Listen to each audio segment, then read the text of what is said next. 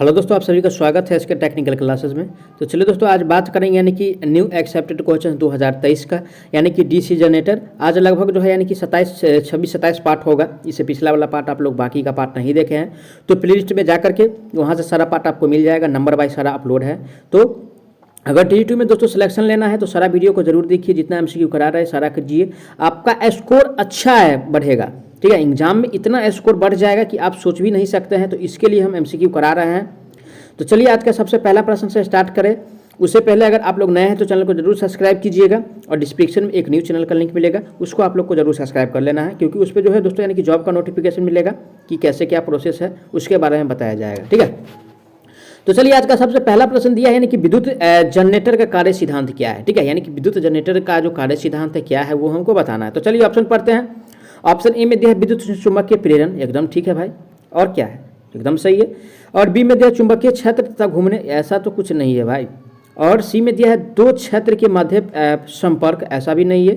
इसका कोई लॉजिक ही नहीं है। जब ये इसका यानी कि कार्य सिद्धांत यानी कि बार बार हमसे पूछ रहा है, जनरेटर का जो सिद्धांत होता है कैसा होता है, किस पे यानी कि काम करता है, वो हमको बताना है। ठीक है, और डी में दिया है विद्युत क्षेत्र तथा चुंबकीय क्षेत्र फ्रेम का संपर्क। अरे भाई, इस सबसे तो कोई लॉजिक ही नहीं है। तो राइट आंसर जो दिया है दोस्तों यानी कि ऑप्शन नंबर ए में दिया है। किस में दिया हुआ है राइट आंसर? राइट आंसर जो दिया है दोस्तों यानी कि ऑप्शन ए में दिया है। करेक्ट आंसर की बात किया जाए तो ऑप्शन ए सही हो जाएगा। अब चलिए आज का अगला प्रश्न पे चलते हैं। आज का अगला प्रश्न दिया है यानी कि डीसी मशीन में कम्यूटेटर का कार्य है क्या है, वो हमको बताना है। तो चलिए ऑप्शन पढ़ते हैं, यानी कि कम्यूटेटर का जो कार्य है क्या है वो हमको बताना है। तो चलिए ऑप्शन ए में यानी यांत्रिक इन्वर्टर, एकदम कार्य करता है इन्वर्टर की तरह। बी में ये यांत्रिक दृष्टाकारी की भी तरह कार्य करता है। और डी में दिया, सी में दिया है यानी कि एनर्जी कन्वर्टर, तो एनर्जी कन्वर्टर के रूप में काम नहीं करता है। तो ये जो काम करता है ए और बी दोनों, ऑप्शन किस में दिया, ए और बी दोनों, यानी कि डी में दिया हुआ है। राइट आंसर की बात किया जाए तो ऑप्शन नंबर यानी कि डी सही हो जाएगा। ठीक है, अब चलिए आज का अगला प्रश्न दिया हुआ है, यानी कि सभी डीसी मशीन की विशेषता है, यानी कि सभी डीसी मशीन का जो विशेषता होता है क्या होता है वो हमको बताना है। तो चलिए ऑप्शन ए में पढ़ते हैं, यानी कि डीसी मशीन क्या है, यानी कि डीसी मशीन। और दोस्तों यानी कि डीसी मशीन में यानी कि कम्यूटेटर एकदम होना ही आवश्यक है। क्या, कम्यूटेटर। ऑप्शन किस में दिया है कम्यूटेटर? ऑप्शन नंबर यानी कि बी में दिया हुआ है। राइट आंसर की बात किया जाए तो ऑप्शन नंबर बी सही हो जाएगा। अब चलिए आज का अगला प्रश्न दिया हुआ है सभी घूमने वाले मशीन में होते हैं, यानी कि सभी घूमने वाले मशीन में क्या क्या होते हैं वो हमको बताना है। तो चलिए ऑप्शन पढ़ा जाए। ऑप्शन ए में दिया है घूमने वाला आर्मेचर तथा छत्र एकदम होता है। बी में दिया है यानी कि घूमने वाला छत्र तथा स्थिर आर्मेचर एकदम होता है। और सी में दिया ए और बी दोनों, तो ए और बी दोनों होता है। ठीक है, यानी कि ए या बी। ठीक है, तो राइट आंसर जो होगा दोस्तों यानी कि ऑप्शन नंबर यानी कि सी सही हो जाएगा। क्वेश्चन आप लोग ध्यान से पढ़िए क्या कह रहा है, उसके बाद यानी कि टिक करना है आंसर। अब चलिए आज का अगला प्रश्न दिया है, यानी कि किसी डीसी जनरेटर में आर्मेचर में उत्पन्न ईएमएफ अधिकतम होगा, यानी कि आर्मेचर में जो उत्पन्न ईएमएफ होता है कब अधिकतम होता है वो हमको बताना है। तो चलिए ऑप्शन पढ़ते हैं। ऑप्शन ए में दिया हुआ है दोस्तों फ्लक्स लीकेज की दर उच्चतम होगी, ऐसा नहीं होगा। बी में है यानी कि फ्लक्स लीकेज की दर न्यूनतम होगा। तो राइट आंसर यही होगा दोस्तों, जब अधिकतम होगा ईएमएफ तो यानी कि इसका जो होगा यानी कि लीकेज बहुत कम होगा। तो ऑप्शन नंबर किस में दिया है? ऑप्शन नंबर बी में दिया है। करेक्ट आंसर बी हो जाएगा। अब चलिए आज का अगला प्रश्न दिया हुआ है, यानी कि डीसी जनरेटर में कम्यूटेटर का कार्य है, यानी कि कम्यूटेटर का जो क्या कार्य है क्या है वो हमको बताना है। किसका? कम्यूटेटर। ठीक है, कम्यूटेटर का कार्य बताना है। तो चलिए ऑप्शन पढ़ते हैं। ऑप्शन ए में दिया है इम्प्रूव, ऑप्शन ए में दिया है टू इम्प्रूव कम्यूटेशन। ठीक है, बी में दिया है to charge DC voltage into यानी कि डीसी वोल्टेज। सी में दिया है to charge AC voltage into DC voltage. D में दिया है to provide easy speed control. ठीक है, तो दोस्तों यानी कि राइट आंसर की बात किया जाए तो इसका ऑप्शन नंबर यानी कि सी सही हो जाएगा। ठीक है, यानी कि to charge AC voltage into यानी कि डीसी वोल्टेज, इसका मेन कार्य है कम्यूटेटर का, यानी कि एसी को डीसी में बदलना। ठीक है, और डीसी को एसी में भी बदलता है, तो ये ध्यान रखिएगा। तो राइट आंसर जो होगा दोस्तों ऑप्शन नंबर यानी कि सी सही हो जाएगा। अब चलिए अगला प्रश्न दिया, एक चालक चुंबकीय क्षेत्र में घूम रहा है, निम्न में से किस स्थिति में उत्पन्न वोल्टेज का मान शून्य होगा।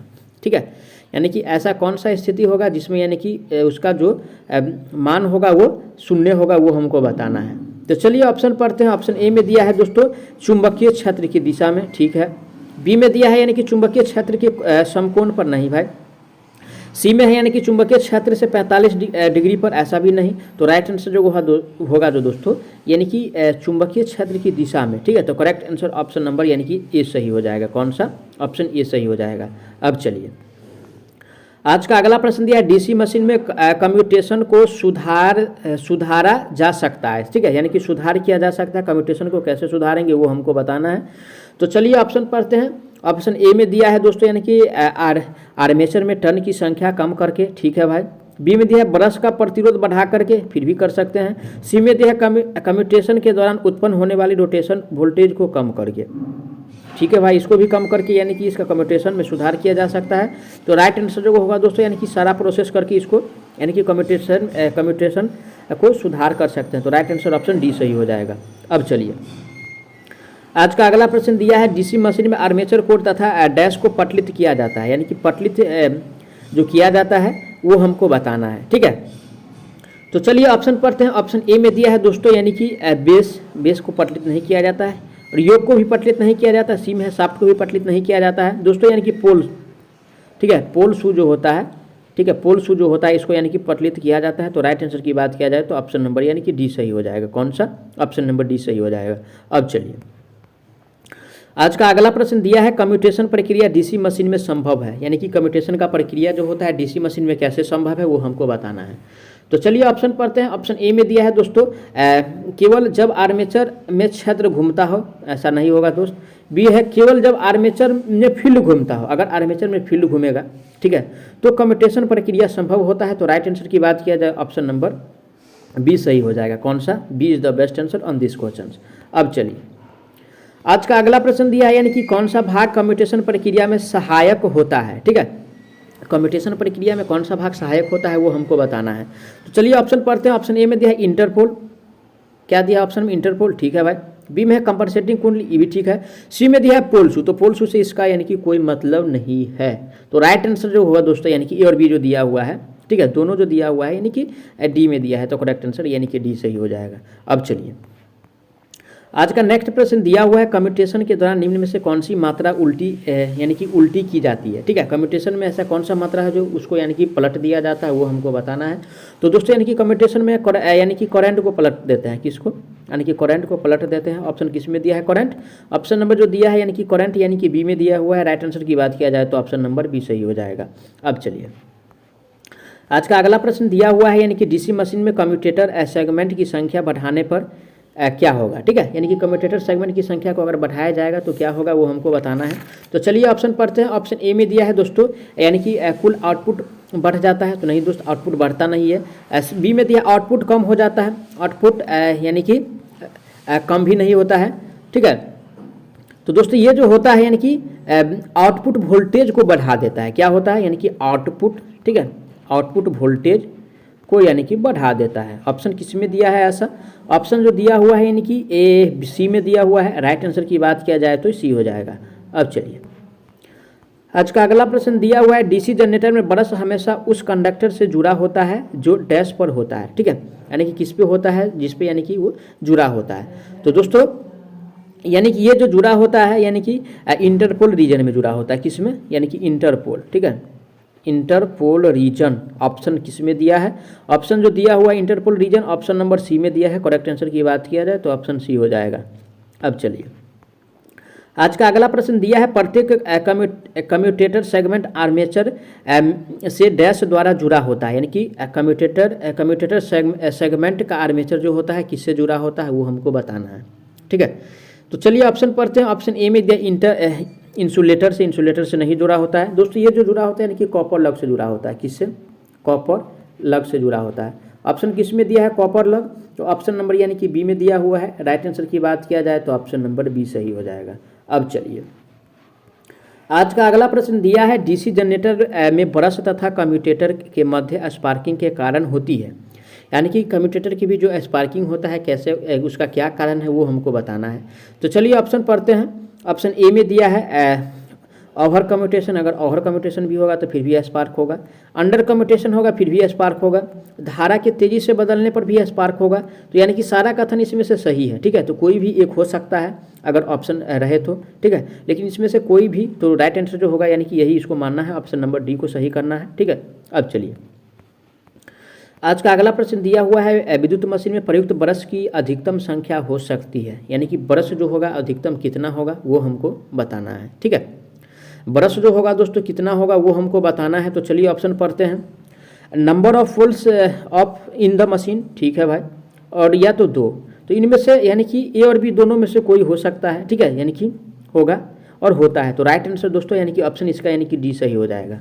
अब चलिए आज का अगला प्रश्न है, कम्यूटेटर के लिए ब्रश बनाया जाता है, यानी कि कम्यूटेटर के लिए जो ब्रश बनाते हैं किसका बनाते हैं वो हमको बताना है। तो चलिए ऑप्शन पढ़ते हैं। ऑप्शन ए में दिया है दोस्तों यानी कि कॉपर, तो कॉपर का भी प्रयोग करते हैं लेकिन यानी कि उच्च गति वाले मोटर में प्रयोग करते हैं। एल्युमिनियम का नहीं बनाया जाता है। कार्बन का दोस्तों यानी कि कम गति वाले, कार्बन ग्रेफाइट का जो बनाते हैं, ठीक है, कम गति वाले मोटर के लिए उपयोग करते हैं ब्रश के रूप में। तो राइट आंसर जो होगा दोस्तों ऑप्शन नंबर यानी कि इसका सी सही हो जाएगा। कौन सा बेस्ट आंसर की बात किया जाए तो ऑप्शन सी हो जाएगा। अब चलिए आज का अगला प्रश्न दिया है, यानी कि डीसी जनरेटर में ब्रश हमेशा होते हैं, यानी कि डीसी जनरेटर में जो ब्रश होता है कहाँ पे होता है वो हमको बताना है। तो चलिए ऑप्शन पढ़ते हैं। ऑप्शन ए में दिया हुआ है दोस्तों along geometrical neutral axis GNA पर, ठीक है, क्या दिया है इस पे तो नहीं होता है दोस्तों, ये एमएनए पे होता है, ठीक है, along magnetic neutral axis MNA पे होता है, ध्यान रखिएगा।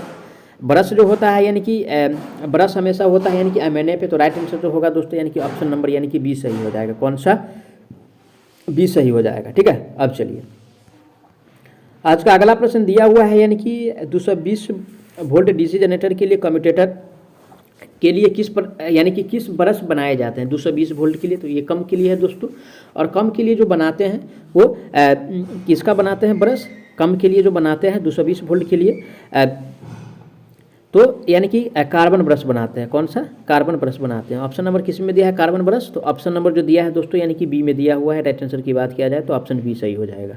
अब चलिए आज का अगला प्रश्न दिया है, यानी कि समकारी कुंडली का प्रयोग किया जाता है, ठीक है, यानी कि समकारी कुंडली जो होता है उसका प्रयोग कहाँ करते हैं वो हमको बताना है। तो चलिए ऑप्शन पढ़ते हैं। ऑप्शन ए में दिया है यानी कि केवल लेप कुंडली में, ठीक है भाई, इसको लेपे कुंडली में प्रयोग ही किया जाता है। बी में केवल वेव में नहीं प्रयोग करते हैं, दोनों में तो नहीं करते, इनमें से कोई नहीं तो है ही नहीं। तो राइट आंसर जो होगा दोस्तों यानी कि ऑप्शन नंबर यानी कि ए सही हो जाएगा। कौन सा option number A is the right answer on this question.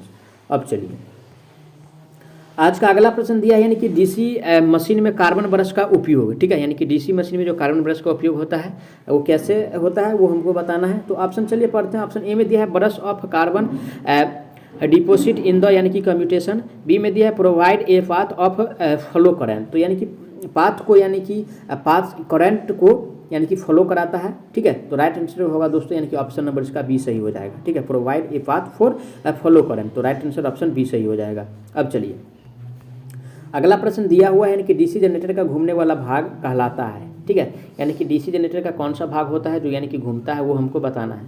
तो दोस्तों यानी कि डीसी जनरेटर का कह रहा है, ठीक है, किसका, यानी कि डीसी जनरेटर का। और दोस्तों यानी कि डीसी जनरेटर का जो भाग घूमता है वो इसको यानी कि आर्मेचर कहा जाता है। क्या आर्मेचर। ऑप्शन किस में दिया है यानी कि आर्मेचर, ऑप्शन जो दिया हुआ है यानी कि सी में दिया हुआ है। राइट आंसर की बात किया जाए तो ऑप्शन नंबर सी सही हो जाएगा, ठीक है। अब चलिए अगला प्रश्न दिया है, यानी कि डीसी जनरेटर में ब्रश पर स्पार्किंग डैश के कारण होता है, यानी कि स्पार्किंग जो होता है कैसे होता है वो हमको बताना है। तो दोस्तों यानी कि स्पार्किंग जो होता है यानी कि स्पार्किंग जो होता है वो reactance voltage in the coil under long commutation के कारण होता है। तो ऑप्शन ऐसा किस में दिया हुआ है, ऑप्शन नंबर डी में दिया हुआ है। राइट आंसर की बात किया जाए तो ऑप्शन नंबर डी सही हो जाएगा। मैं आशा करता हूँ आप लोग सारा प्रश्न को अच्छा से समझे होंगे। अगर कोई भी प्रश्न में किसी प्रकार का डाउट है तो उसके लिए कमेंट जरूर कीजिए, आपको जवाब बहुत जल्द मिलने वाला है। साथ ही साथ आप लोग नए हैं तो चैनल को सब्सक्राइब जरूर कीजिएगा और वीडियो को शेयर करना नहीं भूलिएगा। तो चलिए मिलते हैं इसी चैप्टर के नेक्स्ट पार्ट में, तब तक के लिए जय हिंद।